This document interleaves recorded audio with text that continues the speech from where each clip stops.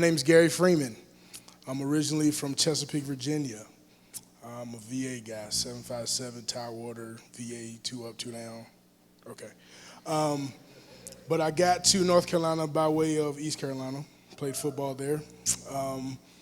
Had the opportunity to attend there on a football scholarship, and God was able to help me get through some things. So this is what we're going to do. We're going to start over, and we're going to start at Chesapeake, Virginia.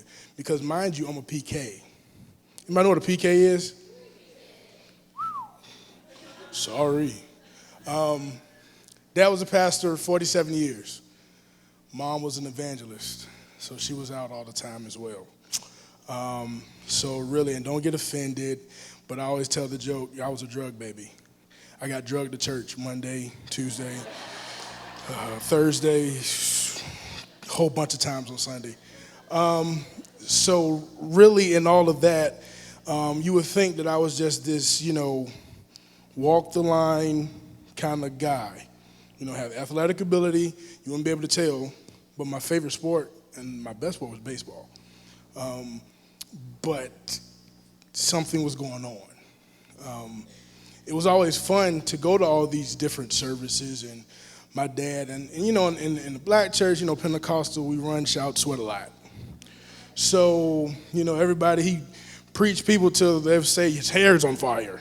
Like the old video game, NBA Jams. But what happened was he would come home, would have all these powerful services and all this great stuff, and he would treat me and my mom like crap. Really resonated heavily in me over the years. Imagine being 11 years old, your dad comes in your room, sits you down, wants to have a man-to-man conversation. In this conversation, what it said, you were a mistake, you know that, right? Really? Okay, that's great to know at 11, walking into my life, I'm hearing my dad say, you are a mistake. Oh, okay, so now just go live life and be normal. No, what ended up happening was I ran 2 sports, and I really believe God gave me athletic ability for that reason, because I was the only child in the house. He was previously married, had 4 children. They were all old and gone. My brother, actually, older brother, lives in Charlotte. I invited him, but he's in New York. But I was the only one in the house, so I was kind of like an only child. So now I'm literally walking around the house, I'm a mistake. Wow, I'm a mistake. Whew. But even year 2, 3 years before that, I'm 8. I remember riding in the car with my mom, and she's just saying to herself as she's driving with tears in her eyes, I gotta get out of here, gotta get out of here. And I'm just like, Mom, what's wrong with you? I gotta go. Go where? We're driving. We're going somewhere. No, don't worry about it, sweetheart. I gotta get you out of here. You can't. So all this is starting early. What's being implanted in me about this really hard word that Adam did a great job of saying, which is toxicity. So this stuff is getting poured into me early. Because now I'm at a point where probably about high school, after seeing my dad cuss my mom out, I'm running around punching holes in walls. And now I'm just like, Mom, I remember when I was 8 years old, you said we need to get out of here. Why didn't you do it? We wouldn't have to deal with all this crap. So now I'm thinking, okay, now I'm just mad. So now I'm 6'1", 300 pounds mad. That's not good. But I still get this full scholarship, play football at East Carolina. Woohoo! God placed people in my life that kept me in a place where I literally just did not crumble. And that's something that is huge in the whole topic to me of toxic loved ones, is recognize what God is doing around you. Recognize who's in your life that needs to be there that's keeping you from a whole bunch of crap. And I thank God for those people that are in my life that still are. My best friend, he's on his 10th year in the NFL, but we grew up right next to each other. I used to go to his house and eat all his cookies. watch all his DVDs, not knowing that his dad knew exactly what was going on in my house, but said nothing to me. There was times that he actually came and said, you know what, I wanted to tear your dad limb from limb. Tells me this stuff now, but I couldn't because of you. Whoa. I had somebody in my corner and I didn't even know it. God placed him there. That house was my refuge. Because I'm supposed to be this pristine Christian boy. You go to church, you're drugged to church every single day. So when I really started thinking about it, when I got to ECU, I was blessed. I played as a true freshman, and I went nuts. I had to break that little word up, nuts. I went crazy. I remember coming out of training camp, and we played this drinking game, and I just got slammed, ridiculous, where I threw up everywhere. And there was a plant right in front of my room, because we lived in a dorm, Scott Hall, and I threw up all over that plant. The whole year I was in Scott Hall, that plant got taller and taller and taller. And all the boys used to joke on me because they were like, that's your plant, G, that's what you did, son. No, that hurt. I was sitting there, no. So I went on this path for 3 years of playing football, which is not good because you're catered to. You're treated like a king, literally. Everything is laid out for you. You eat all the time when you want. You get clothes to wear. It's cool. Not for me, though. Because remember that toxic that was getting poured into me at 8. We need to go. Because we're in this Christian family. And guess what? When we get to church, now I'm sitting in the back seat mad. Well, as soon as we walk in that door, hi, everyone. We're the perfect preacher's family. No. So now I'm walking through 3 years of ECU, drinking myself literally into oblivion. It's not even a word, is it? And then I come to a point where my senior year, I call it my Saul to Paul moment. I was on my Damascus road, and God literally knocked me off that horse. Because mind you, I'm not that tall, but I was pretty good in terms of teams were looking at me, Chicago Bears, Vikings, stuff like that. So I'm thinking I'm about to go to the NFL. First thing I'm going to do, with my signing bonus check, buy my mom a house and get her out of there. She was still home with this guy called my dad. That's how I was thinking. Into my senior year, completely tore my quad, just shredded it. There was a hole in my leg, literally. The trainer could go like this. Still, somehow, they put this little contraption on me, and I was able to play. But all those types of even thoughts. Let's pour some more toxic. Because mind you, athleticism and athlete ability and all this good stuff, that's my life. That's what took me away from all the stuff that was going on that I was able to walk away from, because I could just go to a field and just knock the crap out of somebody. And everything was cool. So now, coming into my senior year, I go to a church service, and it's one of those times where you go to a service and it seems like nobody else is in there. You're the only one, and the preacher's preaching directly to you. And I'm just sitting there, and I'm just bawling, oh, I'm sorry, God. But when I think about that, I had a moment that wasn't necessarily just for me.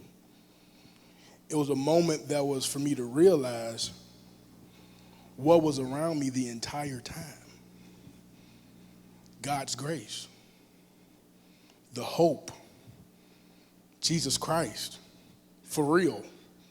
Not what I had learned to do through practice of just knowing how to church. I knew the lingo, I knew what to say, I knew the right face to make, the finger point, I had it all down. I knew what to do, but I never had a relationship. Play the drums, all that good stuff. So when I actually walked into Christ's true arms of grace, that's really when life started for me. And it was something that I really had to take back and realize, because a lot of people, and we were talking about this earlier tonight, a lot of people are always walking into the four walls thinking that that's it, you've made it. Like the four walls of the church. That's what I'm referring to. And it's great. We ought to refuel, yes. But there's a whole bunch of hurting people that need to know who Jesus is that wasn't sitting beside you on Sunday. So how do we get to them? Because what I knew about was I got drugged there every day. So I saw a whole bunch of hypocrisy and all that. Okay. That shouldn't be the thing that obviously your mind just completely goes to because Christ just rules. But what really matters is, and I was telling Red, I have this shirt that I had made because it really meant something to me, and it was Jesus over religion. Not Jesus without it, Jesus over it. Because what Jesus showed us was true grace. Because relationship runs the religion, not the religion runs the relationship. And that's what a lot of people get soaked up in when you're dealing with, oh, well, your dad's a great man of God. I heard it so much. He's just this preaching fanatic. Oh, man, I know you love your dad. Ooh, boy. And the whole time I'm like, are you kidding me? If I could, I would take his head through a wall.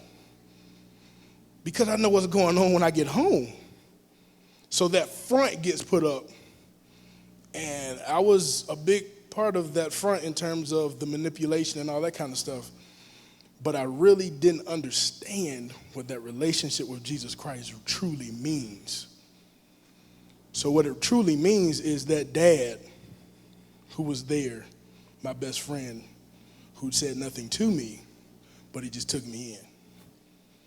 That's that ability in baseball, football, shot put, basket, whatever. It was like whatever I just had in my hand I could do, it was for a reason. And that reason was not to just go make a whole bunch of money just so people can come out on Sundays. That reason was to do what I get to do now in terms of my job. But it makes sense to me because my dad, he died 2 years ago. He used to always say this, I have 2 sons, and I wish one of them would just walk like their dad in ministry. And I would just look and be like, it ain't me, player. Not knowing that after God rocked my world, July 2006, that I would be walking into some type of ministry. And I was able to see my dad in his last days and really get to talk to him because he knew what he was doing. That's what tripped me out. Like, he knew how he was treating us. He understood it. So what would make you just go out and do that? So I got a chance to ask him that. And I asked it in a way because I wanted to make sure that I was walking in true forgiveness. Because it's easy to say, oh yeah, you did me dirty, I forgive you. But then in the back of your mind, you just still, oh, if I get a chance though. No, I really wanted to say, you know what, Dad, I love you. I wanted to say that and truly mean it for myself. Because I actually never heard the words come out of his mouth. Never. I can honestly say that. He just looked at me after I asked that question. And he said, son, I'm so glad you're saved. You love the Lord. Go do God's work. That's your answer? Really? But even now, I thank God for it. Because all of it built me for something. It built me for the times of what I do now. I work in a pregnancy resource center as a fatherhood coordinator, dealing with all kind of crazy situations in fatherhood. It makes sense now.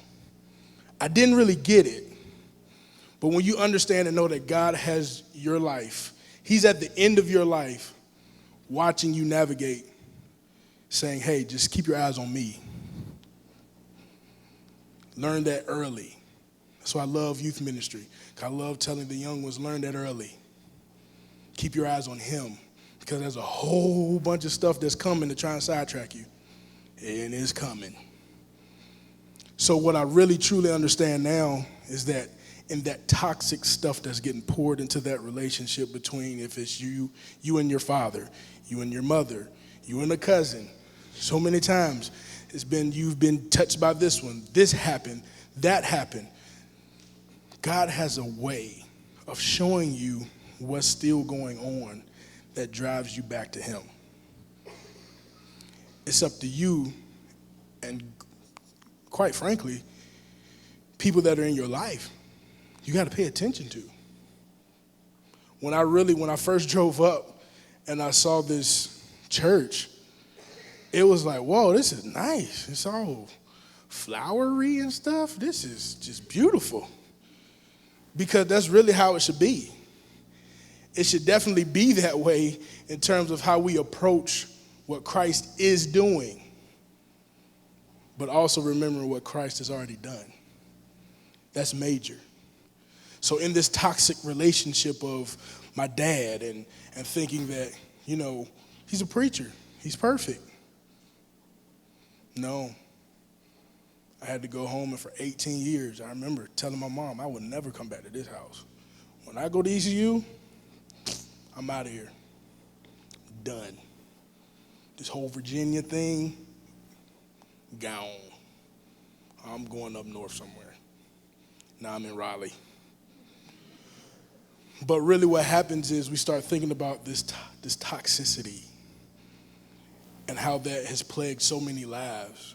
And that's coming from a story, from me, from where you think he should have it all together. When quite frankly, was and is still kind of the biggest mess you ever seen, literally.